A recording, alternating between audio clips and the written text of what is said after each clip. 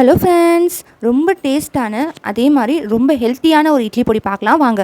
கொள்ளு பருப்பு இட்லி பொடி. இதுக்கு தேவையான பொருள் பார்த்திங்கன்னா, 1 கப் கொள்ளு எடுத்துக்கோங்க. அதுக்கப்புறமா ஒரு 20 காஞ்ச மிளகா, ஒரு 10 பல் பூண்டு உரித்து வச்சுக்கோங்க.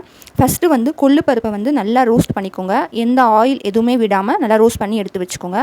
அடுத்தது நெக்ஸ்ட்டு இது கூட சேர்க்க போகிறது ஒரு 1/2 கப் கருப்பு உளுந்து, தோலோடு இருக்க கருப்பு உளுந்து ஆட் பண்ணிக்கோங்க. இதையும் நல்லா ரோஸ்ட் பண்ணிக்கோங்க. வெள்ளை உளுந்தை விட இந்த கருப்பு உளுந்தில் நல்ல சத்து இருக்குது. ஸோ அதனால் கருப்பு உளுந்து தோலோடு எடுத்துக்கிட்டிங்க அப்படின்னா ரொம்ப நல்லது. அதை வறுத்துக்கோங்க.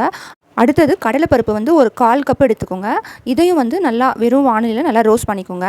நம்ம எப்போவுமே கடலைப்பருப்பு உளுத்தம்பருப்பில் தான் இட்லி பொடி செய்வோம். பட் இது டிஃப்ரெண்ட்டாக கொள்ளு பருப்பு அதிகமாக போட்டு அதுலேருந்து பாதி குவான்டிட்டியில் கருப்பு உளுந்து கடலைப்பருப்பு எல்லாமே போட்டு பண்ணுறோம். ஸோ ரொம்ப டேஸ்ட்டாக இருக்கும். அதுக்கப்புறமா இது எல்லாத்தையும் ஒன்றா ரோஸ்ட் பண்ணிவிட்டு காஞ்ச கருவேப்பிலை, உங்கள் வீட்டில் காஞ்ச கருவேப்பிலை இருந்தால் யூஸ் பண்ணிக்கோங்க. இல்லைனா பச்சை கருவேப்பிலையும் நல்லா வானலியில் போட்டு வறுத்து யூஸ் பண்ணிக்கோங்க. அடுத்தது என்னென்னு பார்த்தீங்கன்னா, ஒரு 2 ஸ்பூன் சீரகம் நல்லா வறுத்து போட்டுக்கோங்க. நல்லா ஜீரணமாகும் நம்மளுக்கு சீரகம் போட்டுக்கிட்டா.